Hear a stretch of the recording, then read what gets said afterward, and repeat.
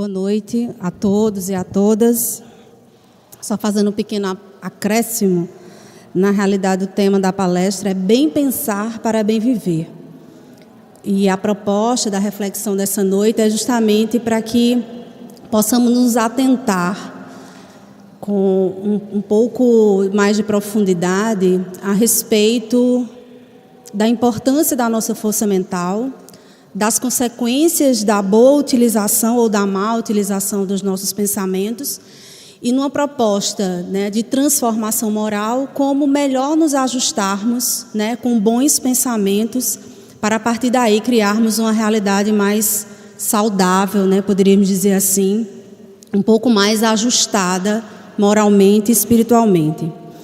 As provocações para as reflexões dessa noite foi de dos nossos encontros do grupo de estudos do semestre passado. Nós estávamos no grupo de estudos com Leidson, coordenado por Leidson, analisando a obra de André Luiz nos domínios da mediunidade. E nós nos deparamos, determinada noite, com as reflexões dos capítulos 25 e 26 dessa obra. O capítulo 25, que falava sobre em torno da fixação mental, em que André Luiz nos apresentava, através das suas experiências com os mentores espirituais, o quanto nós adoecemos psiquicamente e espiritualmente, a depender da qualidade das nossas fixações mentais.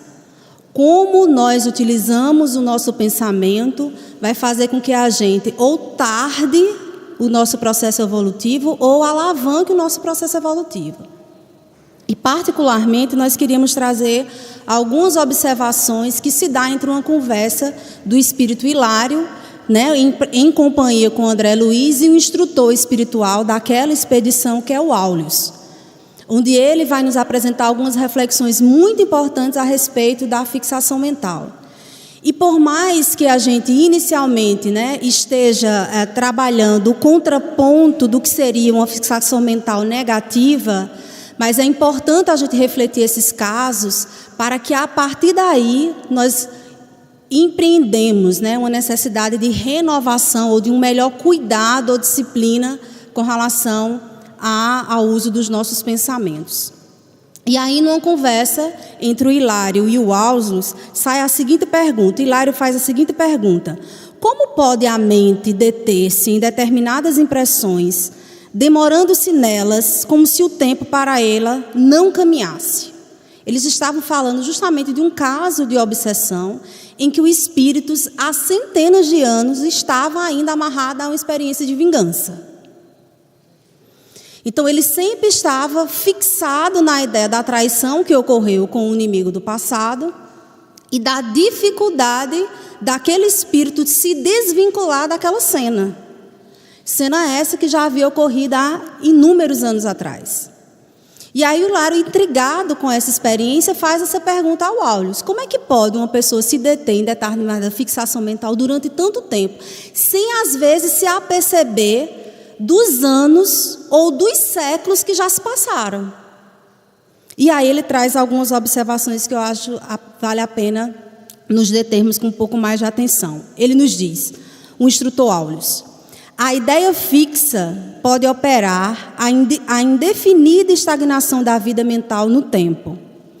Qualquer grande perturbação interior, chama-se ela paixão ou desânimo, crueldade ou vingança, ciúme ou desespero, pode imobilizar-nos por tempo indefinível em suas malhas de sombra, quando nos rebelamos contra o imperativo da marcha incessante com o sumo bem. É muito por nossa postura de rebeldia, de teimosia, amarrada às experiências de vingança, de ódio, de desespero, de desajuste, que faz com que a gente muitas vezes esqueça o tempo que está passando fixado naquela ideia mental. Seja fixado na experiência da mágoa, seja fixado na experiência da vingança, do ódio ou do ressentimento. E muitas vezes nós paralisamos a nossa marcha evolutiva, tendo em vista essa dificuldade em da gente lidar, inclusive de tomar para si essa consciência do que de fato está nos passando. E o Áulios ainda complementa: Quando nós nos desvencilhamos dos pensamentos de flagelação e derrota, olha a observação. Quando nós não nos desvencilhamos dos pensamentos de flagelação e de revolta, porque às vezes a gente está ou no pensamento de revolta, porque se coloca na condição de vítima, porque alguém nos traiu, porque, sei lá, alguém, cometeu algum equívoco conosco. Então, às vezes, a gente fica se lamuriando nessas experiências de flagelação e de vitimismo, de derrota, e se agarra a essas experiências. O que nos faz com que a gente crie essas fixações mentais negativas que atrasam os nossos processos evolutivos e nos deixa, às vezes, durante séculos, vivendo uma tortura psicológica que é nada mais, nada menos, criada, alimentada e nutrida por nós mesmos. E aí é que é a grande chave. Porque esse inferno astral, quem cria somos nós mesmos. É pela nossa dificuldade em querer abrir mão dessa experiência de flagelação ou de revolta que a gente se fixa nessas experiências profundamente torturantes para as nossas almas. E ele ainda acrescenta, complementando, quando nós não nos desvencilhamos dos pensamentos de flagelação e derrota, através do trabalho constante pela nossa renovação e progresso, transformamos-nos em fantasmas de aflição e desalento. E quando a morte nos surpreende nessas condições, acentua-se ainda mais essa experiência subjetiva, atravessando anos e anos e, por vezes, séculos na repetição de reminiscências desagradáveis das quais se nutre e vive. Essas experiências de fixações mentais, às vezes, começam a acontecer ainda na nossa encarnação. É aquela experiência em que a gente teve um desentendimento, ou uma intriga, ou um enorme desafeto, ou com uma outra pessoa. A gente não consegue se desvencilhar daquela experiência, e o que o instrutor está dizendo aqui é que quando a gente morre, isso toma uma dimensão ainda mais acentuada. É por isso que a literatura espírita muitas vezes nos apresenta casos de pessoa que ainda está na experiência, por exemplo, da sua experiência de suicídio há sei lá quantos anos e não sai daquela cena, está na experiência do assassinato, está na experiência da traição, está na experiência do ódio e não se dá conta que às vezes já se passaram 200 anos. Muitas vezes nas reuniões mediúnicas, os participantes testemunham esses casos. Nas experiências de muitos dos casos obsessivos, que a pessoa ainda está presa a uma experiência que aconteceu há 200, 300 anos atrás. E não consegue sequer perceber que o tempo já passou, que aquela pessoa, às vezes, que o seu inimigo do passado já caminhou, já está no outro estágio evolutivo, já amadureceu. E ele ainda preso ainda há uma experiência que há de 200 a 300 anos atrás. E o que eu acho importante refletir acerca dessa reflexão que o Aulus traz é porque ele diz, é porque o sujeito fica preso à sua experiência de flagelação, recusando renovar-se e progredir. Se fixa na experiência da vingança, da rebeldia, do ódio, recusando-se a renovar-se. E isso é interessante a se pensar, porque nos casos de processos obsessivos é muito comum isso acontecer. Às vezes, um desses pares, dessa trama espiritual, às vezes macabra, profundamente violenta, já amadureceu, já compreendeu o seu equívoco, já está no seu processo de expiação, já ressignificou isso, está caminhando. E o outro lá, paralisado na experiência de vingança, tentando perseguir, tentando azucrinar, sem ter a real noção de quem é que está verdadeiramente preso à experiência do ódio e da vingança. Quem de fato está tardando o seu próprio processo evolutivo. E essa é a compreensão que o Aulus nos traz. Ele ainda nos diz, nada mais ouve, nada mais vê, nada mais sente, além da esfera desvairada de si mesmo. É que o tempo, para nós, é sempre aquilo que dele fizermos. Para que a gente possa entender, e de fato, esse conceito de relatividade do tempo está muito ligado às nossas experiências interiores.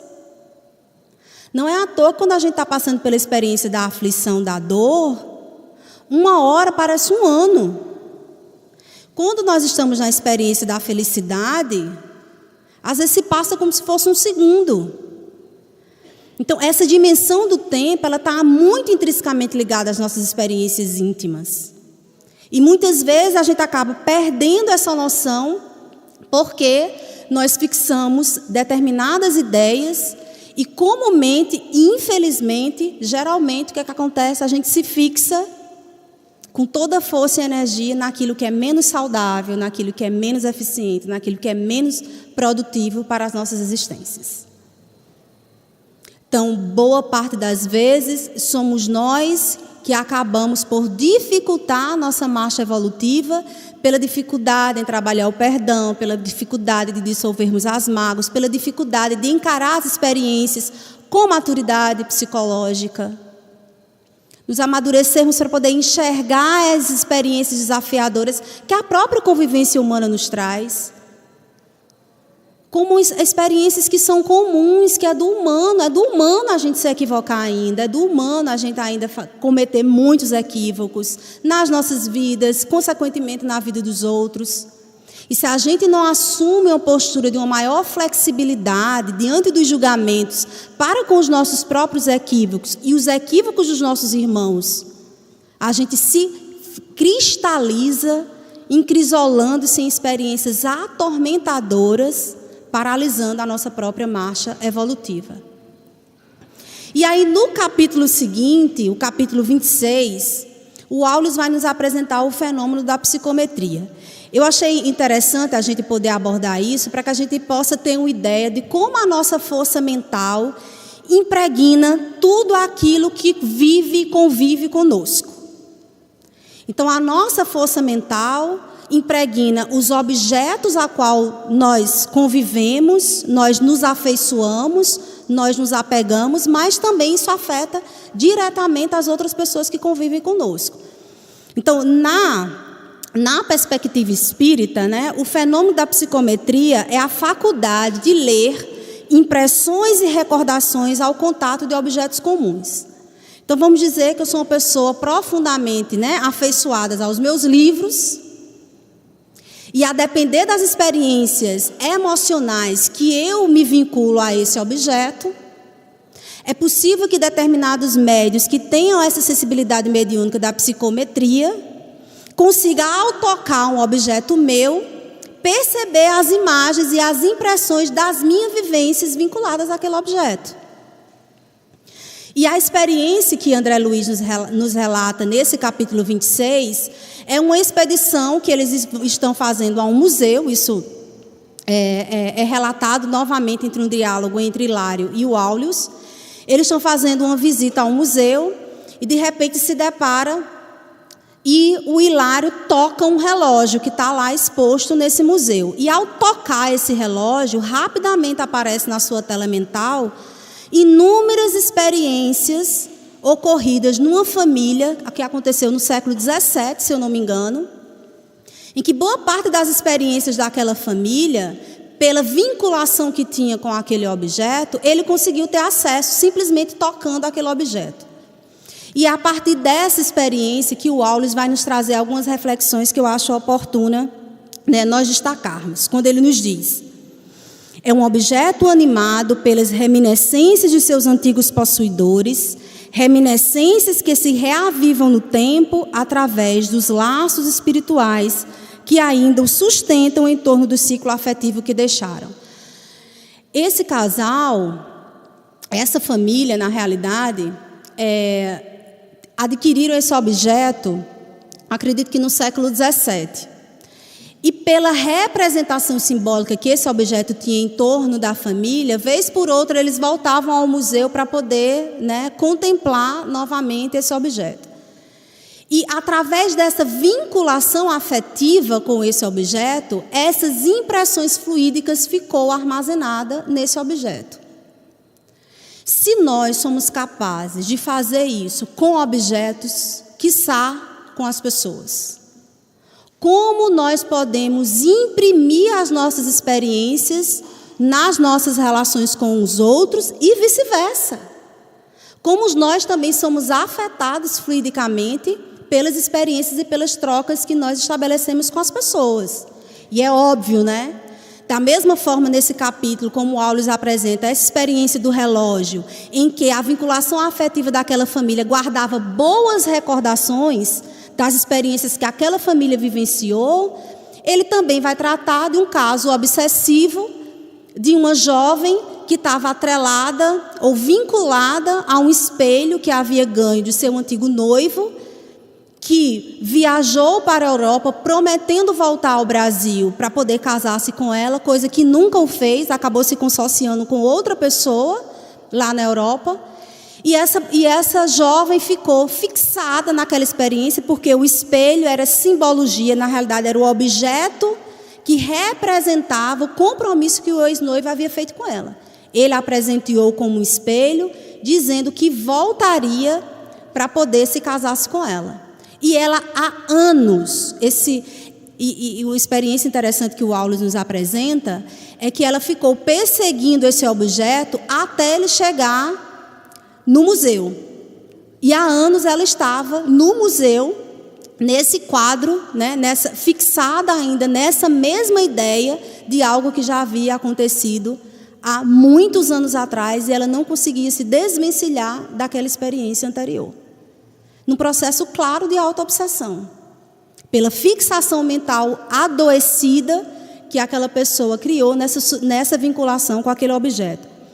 Mas não é esse o foco das nossas reflexões. O que eu queria trazer, na realidade, é algo mais que o Aulis nos apresenta mais à frente, quase no final desse capítulo, quando ele nos diz: tudo o que se nos irradia do pensamento serve para facilitar a ligação entre as pessoas. O pensamento espalha nossas próprias emanações em toda parte a que se projeta. Nós deixamos vestígios espirituais onde arremessamos os raios de nossa mente. Olha que poder nós temos à nossa disposição para nos elevar e elevar também a quem nos rodeia, porque nós nos afetamos, pensamento é energia. Nós estamos continuamente afetando e sendo afetados pelas vibrações que nós emanamos e que os outros emanam. E o que vai determinar se a gente entra numa boa sintonia e numa má sintonia é a qualidade dos nossos pensamentos. Se as minhas emanações são de pessimismo, de revolta, de tristeza, vocês acham que a alegria vai encontrar essa minha frequência? Claro que não. É óbvio que eu vou sintonizar na mesma faixa do pessimismo do outro, do desespero do outro, da tristeza do outro. E muitas vezes nós fazemos um conglomerado de energias concentradas pelas emanações viciosas ou pelas emanações positivas, a depender do que a gente está emanando ao nosso derredor. Então, o que o Aulis está nos apresentando é justamente a lei de sintonia. E quanto nós somos afetados, a forma como nós lidamos ou trabalhamos com essa energia que é o nosso pensamento. E ele ainda nos diz: as almas e as coisas, cada qual na posição que se situam, algo conservam do tempo e do espaço que são eternos na memória da vida. É por isso que inconscientemente todos nós temos nossos registros emocionais de todas as nossas encarnações anteriores. Não apenas as nossas marcas emocionais, das alegrias, das tristezas que nós podemos partilhar na convivência com os outros, mas também as alegrias e as tristezas, os aprendizados que nós também vivenciamos na relação com o objeto, com o mundo, com a natureza. Não é à toa que algumas pessoas, quando viajam a determinados lugares, podem sentir enorme prazer, porque há um registro inconsciente, talvez de uma experiência numa vida anterior, que você tenha vivido naquele lugar, que tenha gostado muito. Eu estava essa semana caminhando no final da tarde no Açude Velho, e isso me veio assim na cabeça. Eu gosto muito de caminhar no Açude Velho no final da tarde, porque eu acho que é uma das paisagens mais bonitas que nós temos aqui em Campina Grande. E eu estava dizendo assim, eu acho que se um dia eu reencarnar, se em outra existência eu reencarnar em algum lugar e tiver a oportunidade de voltar a Campina Grande, eu tenho certeza que minha alma vai sentir uma coisa diferente quando chegar por aqui. pela impressão de bem-estar que aquela experiência, comumente, a cada vez que eu passo por aquela experiência, é como se houvesse um reforço positivo da experiência do bem-estar por estar em contato com a natureza. Eu peguei, comprei uma água de coco, me sentei e fui apreciar o pôr do sol ali, que fica uma paisagem belíssima, e agradeci a Deus pela oportunidade de viver aquela experiência. Me senti profundamente ou emocionalmente vinculada àquela experiência. E eu acredito que boa parte de vocês já tenham outros tantos registros, sejam positivos como negativos. Né? Às vezes a gente cisma com daquele determinado lugar, ou com um lugar que nos traz algumas experiências desconfortáveis. Quem tem uma mediunidade, uma sensibilidade mediúnica, sente isso. Divaldo passou super mal quando foi visitar os campos de concentração na Alemanha. É óbvio que aquele lugar, para quem tem a experiência mediúnica da psicometria, até para a gente que às vezes nem tem uma mediunidade tão ostensiva, a gente sente o peso do ambiente. Né? Então, a nossa alma impregna-se dessas experiências. E isso fica registrado, o tempo e o espaço, ele fica registrado em nossa alma. E a maneira como a gente vivencia essas experiências, como a gente fixa essas experiências, né? Como a gente integra isso nas nossas experiências de vida, é que de fato vai fazer com que nós tenhamos, né, uma vida, né, com um tanto mais de bem-estar ou com mal-estar. E ele ainda complementa: as marcas da nossa individualidade vibram onde vivemos. Eu achei isso muito profundo. Eu vou até repetir. As marcas da nossa individualidade vibram onde vivemos.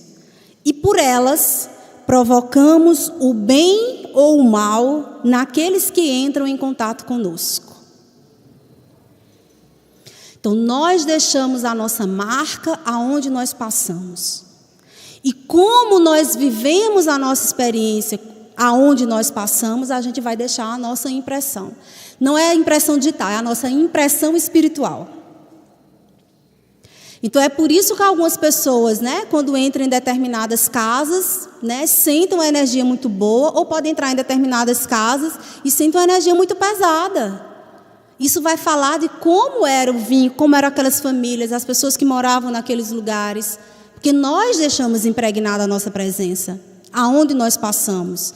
No trabalho, em nossas casas, né? Até mesmo com relação à maneira como eu me vinculo aos meus pertences, aos meus objetos. Né? Tem pessoas que cultuam o seu carro e têm muito mais apreço pelo seu carro do que cuidado com seu filho e sua esposa, e seu marido. Nós, nas nossas experiências de apego, podemos deixar essas impressões profundamente negativas. Mas, da mesma forma, se eu estabeleci uma relação, né, harmoniosa, proveitosa, vou trazer novamente a experiência dos meus livros, né?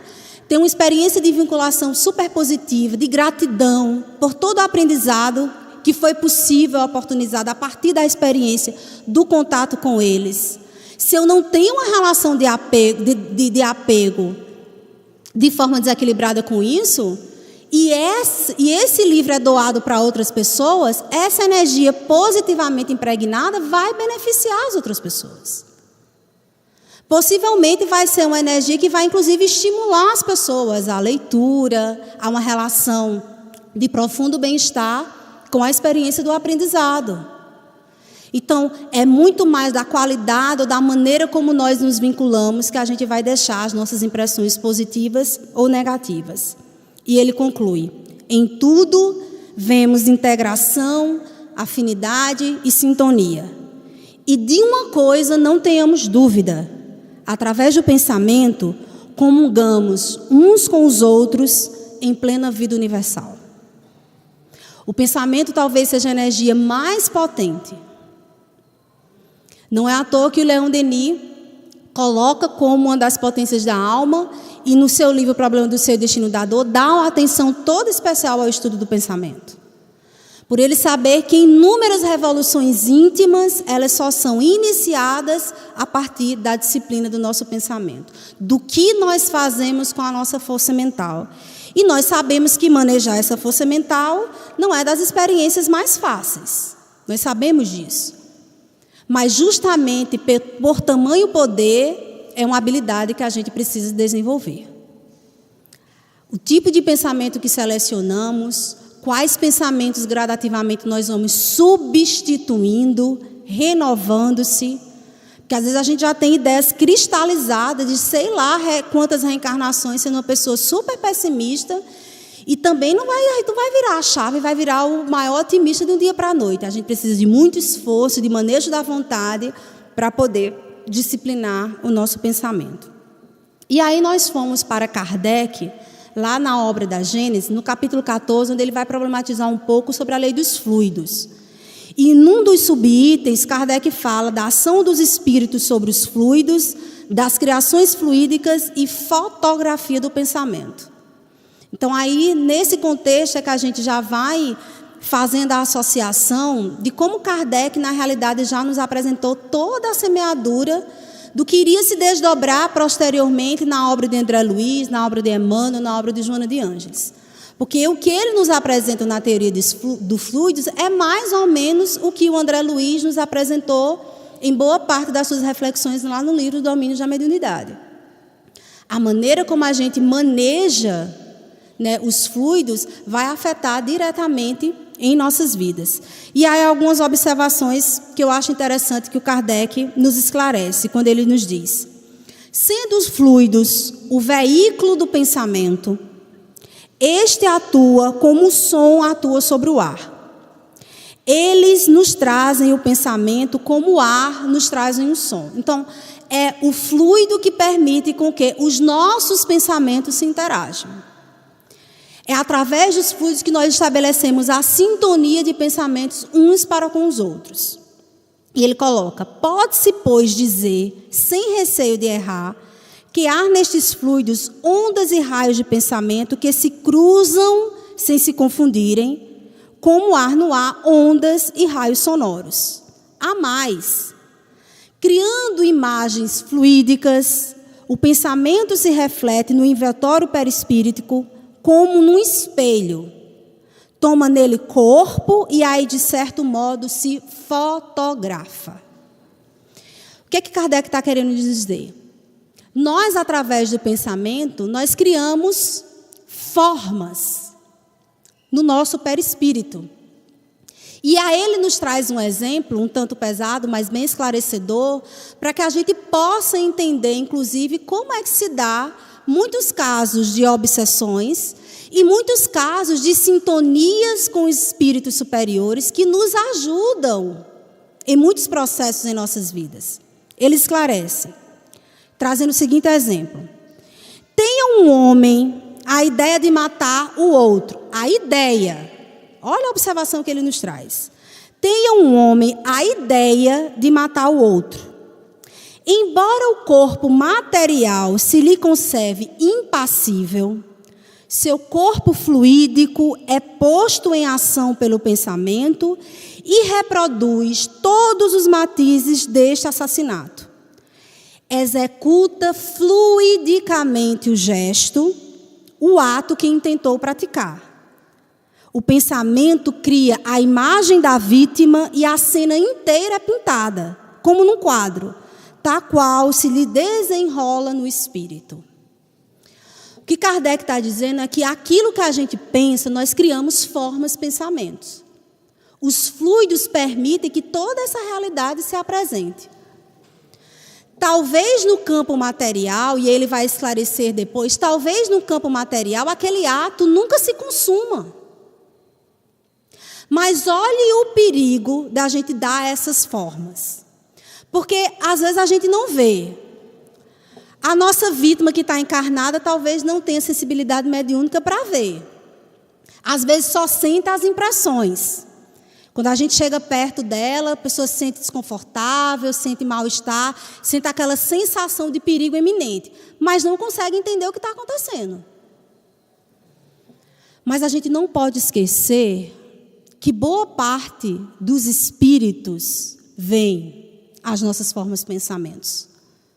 E às vezes basta um pensamento descuidado para a gente ter vínculos obsessivos profundamente perigosos para a nossa vida.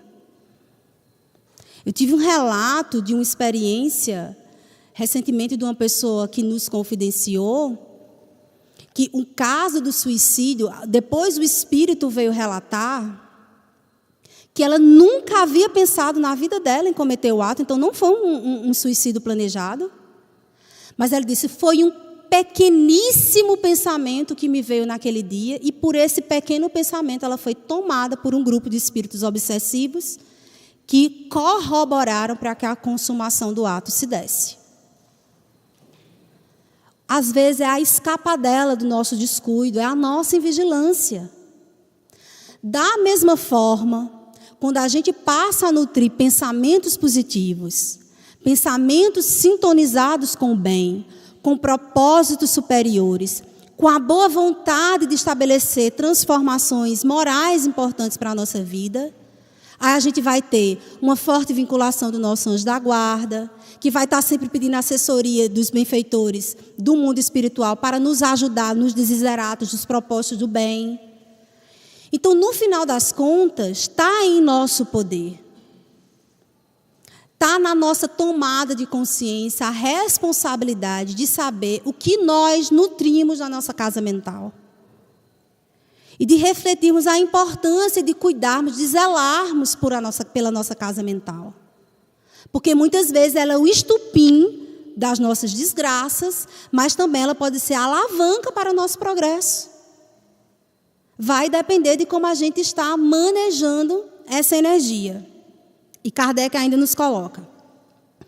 Contudo, vendo a intenção, pode-se pressentir a execução do ato que lhe será a consequência, mas não pode determinar um instante em que o mesmo ato será executado. Porque ele está dizendo o seguinte, quando a gente planeja determinada coisa, e ele está falando aqui, né, de uma cena de assassinato, quando a gente planeja, não necessariamente a gente vai querer profundamente executar aquilo. Mas o simples ato de planejar, nós criamos as formas de pensamentos. E mesmo que o desiderato do assassinato não ocorra, mas isso pode ser uma porta que a gente abra para que obsessões outras venham alimentar o nosso pessimismo, a nossa rebeldia. Talvez a gente consiga ter resistência moral de não consumar um assassinato. Mas talvez a gente não consiga ainda ter a resistência moral para lidar com o nosso pessimismo, com o nosso desânimo. E entre para o desenvolvimento de uma depressão nunca nem sequer planejada na vida. E aí os riscos que a gente acaba, né, cometendo por nossa própria imprevidência. No livro Mãos Marcadas tem uma mensagem de Emmanuel que eu acho muito interessante, a fim de que a gente possa refletir, né, sobre o impacto que a nossa presença, que o nosso pensamento, né, pode causar nos outros, né, ao nosso derredor, com quem a gente convive, ou da forma como a gente, né, convive com o mundo, com a coletividade, com as pessoas de maneira geral. E Emmanuel nos traz algumas observações que eu acho interessantes. Ele nos diz o seguinte: não é somente o homem que escreve a pessoa capaz de trazer monstruosas criações ao pensamento do povo. Eu vou reforçar essa fala de Emmanuel. Não é somente o homem que escreve a pessoa capaz de trazer monstruosas criações ao pensamento do povo. Assim como não apenas o tribuno pode formar na mente alheia estados alarmantes de ansiedade e loucura. Por mais que a gente diga assim, não, eu não sou escritora, eu não sou uma pessoa que trago muitos impactos, porque eu não tenho maior notoriedade com relação, né, a um ciclo maior de pessoas a qual eu atinjo. Não sou palestrante, não sou professora. Se brincar, sou bibliotecária, no máximo o contato que eu tenho é com os livros, ou então eu faço um trabalho bem burocrático, que nem com as pessoas sequer eu me relaciono direito. Mas aí você vive com um parente, você vive com uma pessoa mais próxima, ou você é casado. Querendo ou não, nós estamos com contato com os outros, e muitas vezes esse contato é suficiente para que a gente impregne o ambiente que a gente vive com más impressões, com o peso do nosso desânimo, com o peso do nosso pessimismo. Possivelmente Emmanuel, quando escreveu isso, não estava no boom das redes sociais, porque eu acho que ele iria, renovar essa fala aqui, nos dando um puxão de orelha, a fim que a gente reflita um tanto mais na nossa responsabilidade diante da divulgação, da exposição das nossas ideias nas redes sociais. E quando eu li isso, e aí eu fui ver, meu Deus, o que eu publiquei no meu Facebook nessas últimas horas. Me veio, é óbvio, o peso de consciência, e rememorei uma fala que me chamou a atenção de Rossandro no Café Cultural aqui domingo. As exposições que a gente alimenta, esse tipo de cultura, de se cultuar uma felicidade de Instagram, de se cultuar uma beleza de Photoshop, onde muitas vezes a gente acaba alimentando a inveja alheia, mesmo que a gente não tenha essa intenção. A gente afeta a autoestima de outras pessoas pela exibição do que a gente está postando nas redes sociais como sendo uma vida feliz, sem termos nós a responsabilidade do impacto que nós estabelecemos na vida dos outros. Isso é a responsabilidade que nós precisamos ter com os outros. Eu nunca havia pensado na minha vida sobre isso. E quando o Rossandro nos falou isso aqui no Café Cultural domingo, de fato, assim, ficou muito claro. E lendo esse texto de Emmanuel, é que a coisa ficou, de fato, muito transparente. E Emmanuel ainda diz mais, que ele não é de brincadeira. Ele nos diz: no altar de nossa fé e no campo da caridade que o Senhor nos deu a lavrar, recorda que responderemos, olha só, responderemos pelas imagens que os nossos pensamentos, palavras e atos estabelecem na alma dos outros. Às vezes a gente acha que a gente só vai responder pelo aquilo que a gente fez, diretamente. Então, se eu afetei diretamente, se eu magoei diretamente, se eu proferi uma palavra maldosa que magoou diretamente. Mas Emmanuel, ele vai no osso. Ele diz pensamentos, palavras e atos. Nós nos responsabilizaremos pelas imagens que os nossos pensamentos, palavras e atos provocarem nos outros. Diga se não faz todo sentido com isso que o Rossandro nos apresentou? Completamente. E faz com que, nos colocando nessa condição de espíritas e de cristãos, nesse momento, aí eu falo muito particularmente nesse momento que o mundo vive, que particularmente o nosso Brasil vive, de disseminação de tanto ódio, de tanta violência, de tanta xenofobia, onde a gente está exalando assim, o que há de mais sombrio em nossas almas, é um momento de fato de precisarmos repensar como nós estamos nos conduzindo nessa coletividade. Nos responsabilizarmos pelas imagens que os nossos pensamentos e atos provocam nas outras pessoas. E ele ainda acrescenta: e acordando para a luz que nos cabe acender na viagem da vida, não te esqueça da claridade da paz e bom ânimo, confiança e alegria que nos compete estender na proteção ao que nos cercam, a fim de que possamos avançar livremente ao encontro da harmonia e do progresso. Ele está nos apontando qual é a saída. Se a gente quer impactar o outro, impactemos o outro com palavras de bom ânimo. Impactemos o outro com otimismo. Dizer sim que é possível as coisas se ajustarem. Dizer sim que é possível a gente construir um mundo novo, que é possível construir um país novo, é possível construir uma vida nova. A gente não pode jogar a toalha, de jeito nenhum. Nós temos um compromisso com a nossa própria evolução e com a evolução da humanidade. Porque é a partir dos nossos amadurecimentos, é a partir do nosso próprio progresso espiritual que nós iremos impactar a coletividade.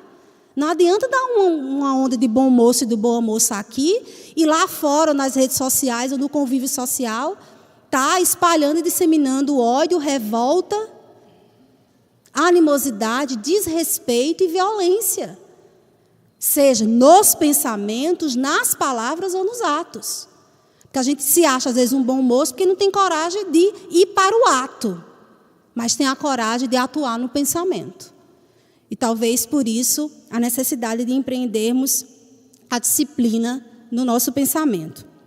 Já em uma outra mensagem de Emmanuel, agora no livro Alma e Coração, ele nos fala sobre a questão do ambiente pessoal, né, de como nós, de fato, nos apresentamos e como a nossa presença, né, impregna ou constrói, né, essa atmosfera em que nós convivemos e que os outros, por consequência, também são atingidos. Ele nos diz: surges e onde pisas, aparece a atmosfera pessoal que te é própria.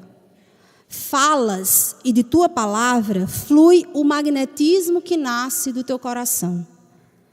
Interessa-nos em auxiliar os outros conforme a beneficência.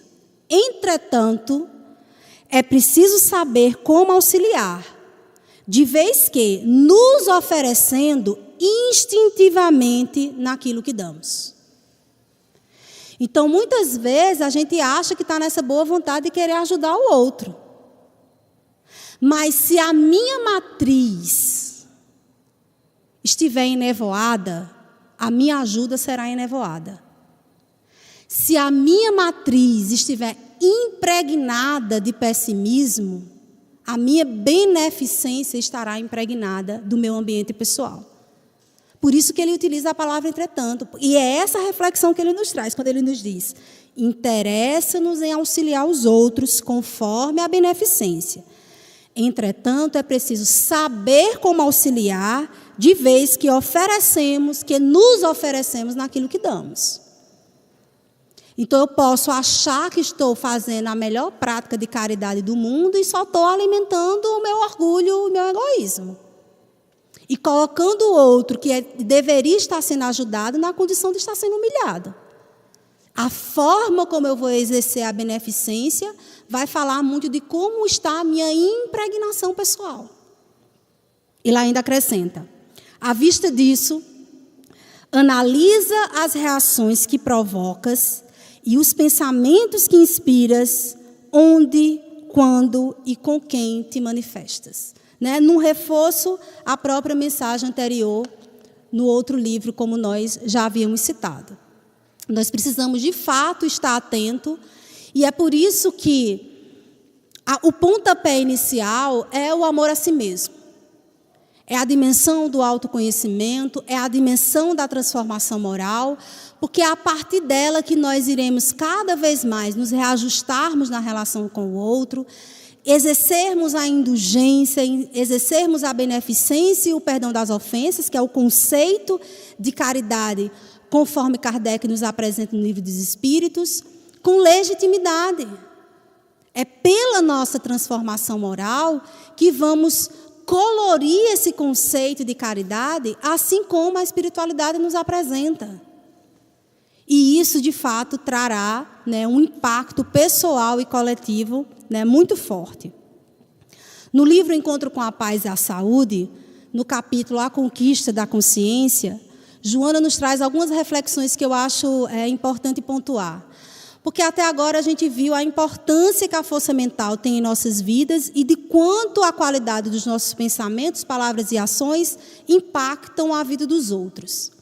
Mas aí a gente olha para si e diz assim: mas é porque é tão difícil controlar os pensamentos, né? Eu até tento. Isso é muito os nossos desculpismos, gente. E me incluo nisso lindamente.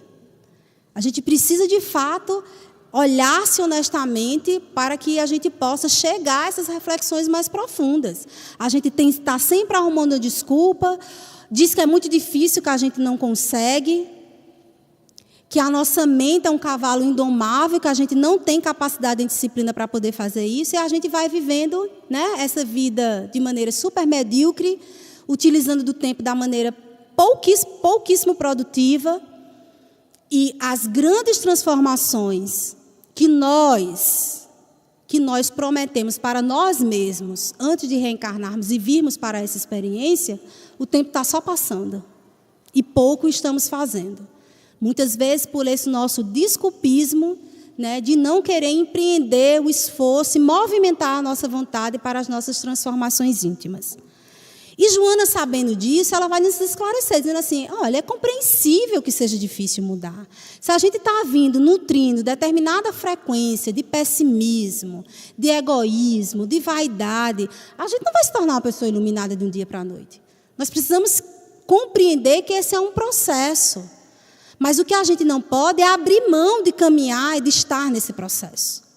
E aí ela traz uma citação de William James, nos explicando justamente essa dificuldade que a gente tem, né, em disciplinar os nossos pensamentos. Ela nos diz o seguinte, citando William James, ele traz que parece não haver dúvida de que todos nós somos, até certo ponto, vítimas da neurose do hábito, muitas vezes impedidos de avançar por causa das barreiras impostas pelos nossos costumes ancestrais.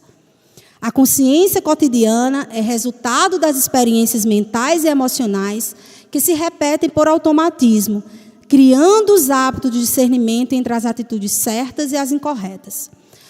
Os indivíduos que permanecem nos hábitos sem alterações coisificam-se, perdendo o sentido de humanidade.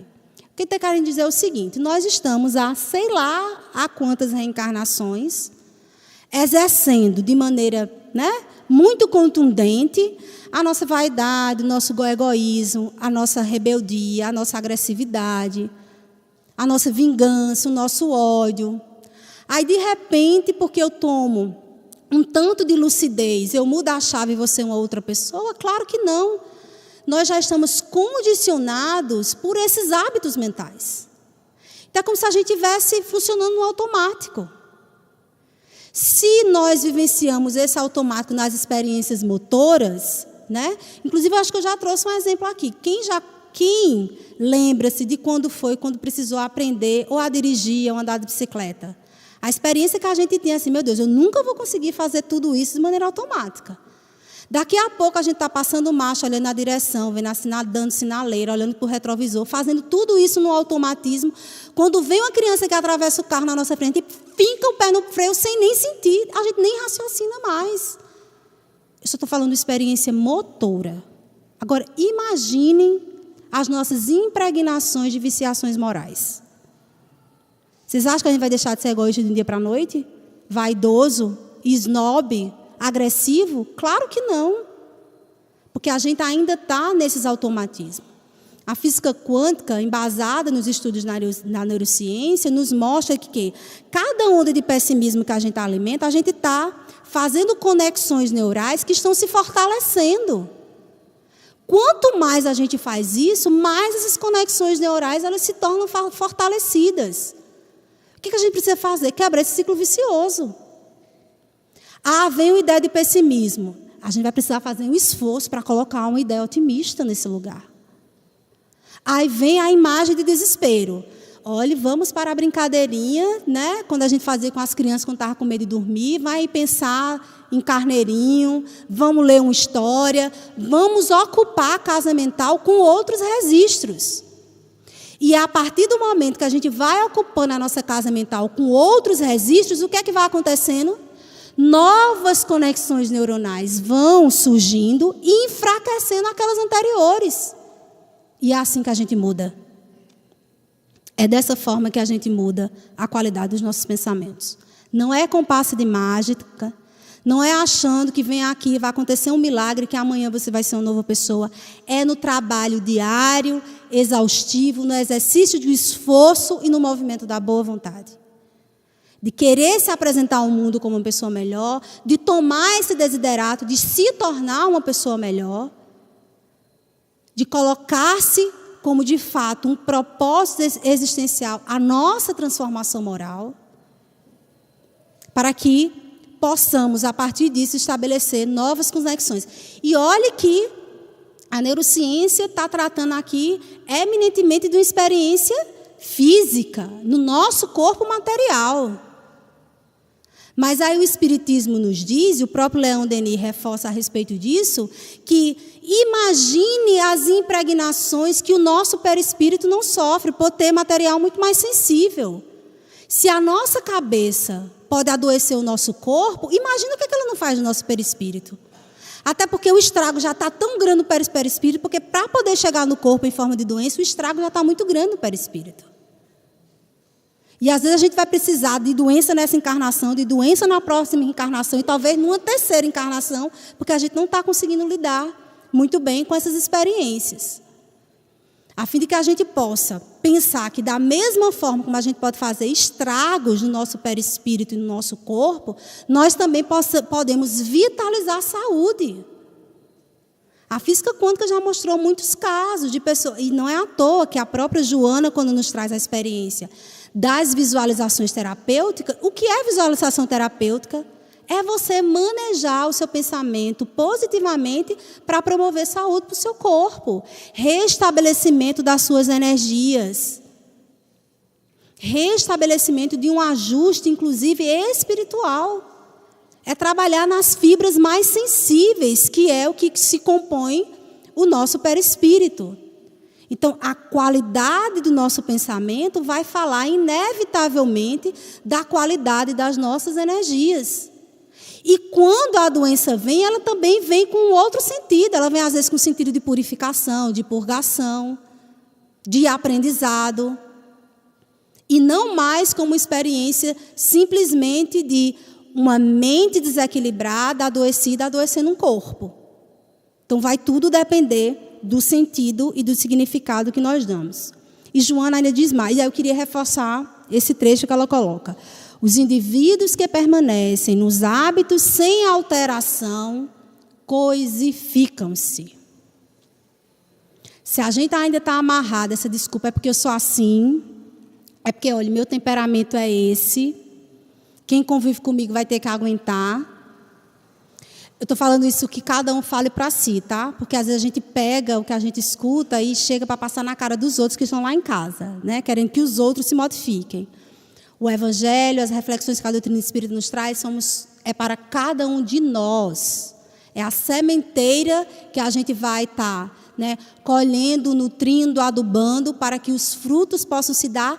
E que bom que esses bons frutos impactem positivamente os outros, mas o trabalho de plantio é nosso. Então, a pessoa que permanece nos hábitos, sem alteração, coisifica-se, porque não há perspectiva de evolução se a gente continuar a ser o que é. Isso é óbvio. Isso é claro. Se de fato a gente quer empreender mudanças em nossas vidas, a palavra transformação é a palavra de ordem em nossas existências. De ordem. Porque nada está tão bom que não possa melhorar. Nada está tão bom que não possa melhorar. Da mesma forma, o que está ruim pode sim ser transformado. A gente só precisa se conhecer e se cuidar com tanto mais de profundidade. E Joana ainda diz: por isso é uma tarefa árdua, ainda que não impossível, em virtude de estarmos modificando hábitos e condutas milenares, difíceis de abandonar. Assim, uma forma de empreender melhor a chamada reforma interior é o que podemos chamar de controle da mente ou controle do pensamento, entendido como sendo a atitude mental condicionada pela vontade. Se a gente quer saber qual é o pontapé inicial que a gente tem para empreender a nossa reforma íntima, estabelecer o controle dos nossos pensamentos. Porque ele muitas vezes é o pontapé inicial para o nosso sucesso ou para o nosso fracasso, a depender de como a gente o maneja. Então, estabelecer... Eu não gosto muito da palavra controle, está inclusive colocado entre aspas, porque controle pode ser canalizado a depender da interpretação equivocada, como uma espécie de repressão, e não é essa a perspectiva que Joana trabalha. Joana sempre nos apresenta uma perspectiva de educação. E por mais que ela utilize muito a experiência da palavra disciplina, a disciplina está atrelada justamente a essa experiência da repetição, porque para se criar novos hábitos, a gente precisa repetir. E repetir muitas vezes. Ninguém vira um expert em qualquer que seja a atividade abraçada, devotando poucas horas para aquela arte, para aquela atividade. Ninguém. Para que nós possamos, de fato, nos especializar, ou para que nós possamos, de fato, termos determinadas virtudes consolidadas, precisamos de persistência. E o exercício da disciplina é isso que nos dá. E eu gostaria de trazer também uma reflexão que o Leon Denis nos traz no livro O Problema do Ser e o Destino da Dor, quando ele nos diz: a fiscalização dos pensamentos implica a fiscalização dos atos. Mas, às vezes, pode haver incompatibilidade entre nossos pensamentos e nossos atos, sem que isso implique necessariamente em insinceridade. E aí eu acho interessante trazer essa reflexão, porque às vezes a gente diz assim, olha, está aqui um conflito, né? Eu estou tentando pensar diferente, mas eu ainda ajo de maneira completamente contrária àquilo que eu estou pensando. É óbvio, mudar condutas milenares vai dar trabalho. E ele diz que esse processo é completamente normal. Não representa insinceridade de nossa parte. Representa muito mais esse manejo que o processo de aprendizagem exige de todos nós. É acertando, errando, acertando, que a gente consolida, né, os nossos aprendizados. E ele reflete: se meditarmos em assuntos elevados, na sabedoria, no dever, no sacrifício, nosso ser impregna-se pouco a pouco das qualidades de nosso pensamento. E isso, inclusive, é uma das coisas que mais a própria Joana de Ângeles nos orienta. Por que ele diz tanto? Olha, saibamos escolher o nosso lazer, saibamos escolher as nossas leituras, saibamos escolher os nossos hábitos, saibamos escolher as nossas companhias. Porque isso tudo faz parte de todo um planejamento a fim de que a gente possa, de pouco em pouco, trazendo as transformações, e elas se darão de forma muito espontânea, né, a depender de como está sendo as eleições que nós estamos fazendo. Então, como ele disse, se nós nos meditarmos em assuntos elevados, se nós meditarmos a respeito do nosso dever, é óbvio que a gente vai ter uma assistência espiritual e receber em sintonia, né, boas energias da espiritualidade superior. E como o nosso tempo urge, não dá mais tempo trabalharmos outras reflexões que nós trouxemos, eu gostaria de finalizar com uma mensagem de Paulo, do apóstolo Paulo, que está lá na carta aos Filipenses, no capítulo 4, no versículo 8. Eu, particularmente, gosto muito desses versículos, e acredito que esse deveria virar quase um mantra, sabe, no nosso dia a dia, para que a gente possa nunca esquecer do compromisso e da responsabilidade que nós impregnamos em nossas vidas e nas dos outros, quando ele nos diz: além disso, irmãos, tudo que é verdadeiro, tudo que é nobre, tudo que é justo, tudo que é puro, tudo que é amável, tudo que é de boa fama, tudo que é virtuoso e louvável, eis o que deve ocupar os vossos pensamentos. Que possamos, a cada dia, com a ajuda de Jesus, que é o nosso guia maior, empreendermos força e mobilizarmos as nossas vontades para que os nossos pensamentos sejam espaços de edificação para todos nós e para os outros. Muita paz a todos.